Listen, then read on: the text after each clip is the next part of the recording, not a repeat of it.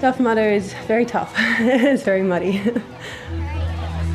It's very brutal on your body and your mind. You need to be strong to get through it. There's a lot of obstacles. It goes for 20 Ks.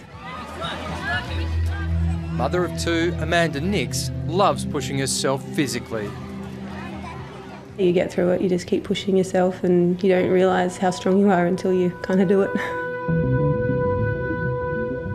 Amanda is a registered nurse with a high level of fitness, and yet 3 weeks ago she got very sick. I was full aches, pains, fever. I couldn't get up off the lounge. I was quite unwell. That's when I kind of knew it was flu. Amanda's flu deteriorated. Her heart began beating irregularly. You're checking your pulse and it will go normal for a bit and then it will stop and it will go faster and it will slow down. And so it's like skipping beats as well. Yeah, it is strange picking up the phone and calling 000. Because, yeah, as a nurse you wouldn't normally do that unless you were serious. The kids didn't wake up. They didn't need to see that. They don't need to see mum unwell.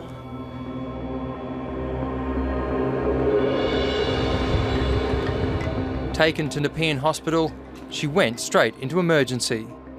I was looking up at the roof and the roof just went really black and I got really dizzy.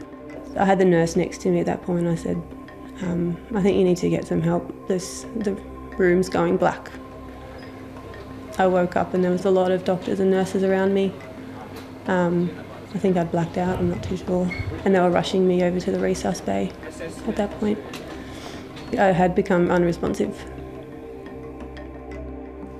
All of this from the flu? Yeah. In the intensive care where I work, every week we have new cases of flu patients coming in. And as doctors in intensive care, we can tell you that flu kills. Amanda's flu had progressed to pneumonia and she was put on a breathing machine. That was kind of scary at that point. My oxygen was really low. They were pumping me full of fluids and medications. It was very confronting to be the one on that bed. I never thought this could happen to someone like me.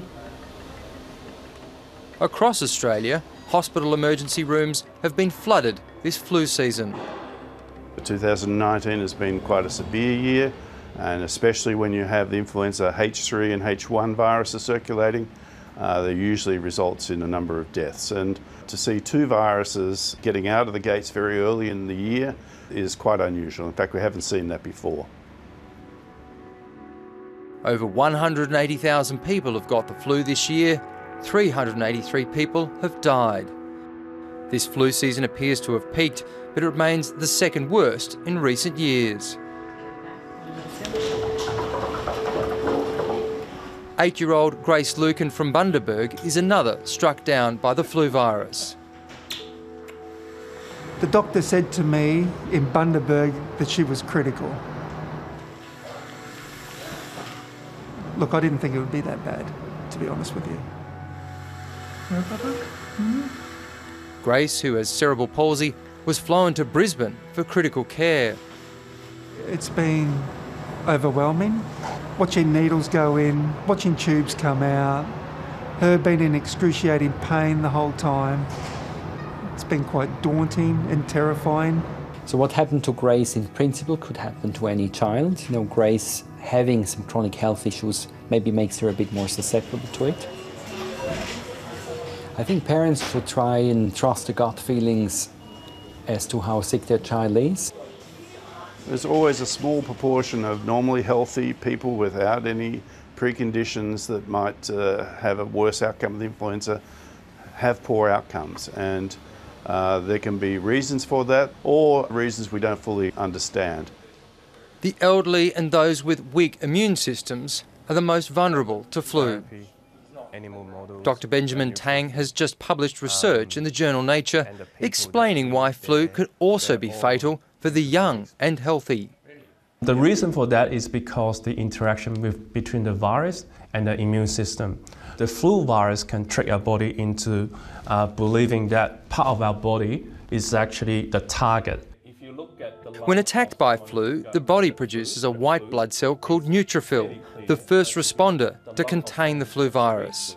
So if you look at a moderate flu, the lung is completely clear. But if you look at a severe flu, the lung is completely wiped out. All of this stuff here that's neutrophils? Yeah, it's all neutrophil-mediated lung damage. So this is where we process the blood sample that we receive from all around Australia. Dr. Tang is now attempting to create a blood test to determine which flu victims are most vulnerable.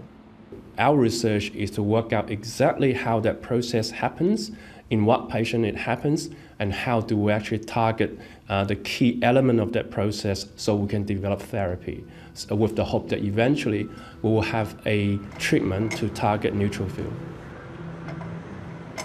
A test to measure flu vulnerability is still several years away.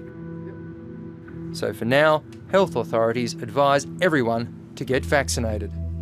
I do it every year, and this year I missed the mass vaccination day at work, and then I got a cold and I never got back around to doing it.